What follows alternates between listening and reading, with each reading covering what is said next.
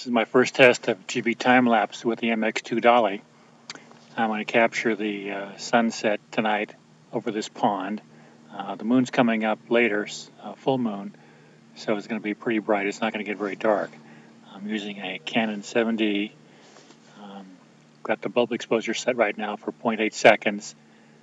I'm getting a luminance of 144, but the sky is pretty bright, so I'm going to set the auto ramp target luminance down to 120, but the minimum bulb time to 0.8 seconds, so it won't try to shorten the bulb time any longer than it is, so it'll gradually bring the luminance down to 120 as the sun sets. MX2 Dolly is set up to run during the time lapse. I'm going to run it for 480 steps at 1/10 of an inch to give total travel of 48 inches during the time lapse. See what else can I show you. On the project settings, it's going to start 24 minutes before sunset, which will be at 4:13. It's going to end 1 hour and 30 minutes after sunset. That'll be at 6:07 tonight.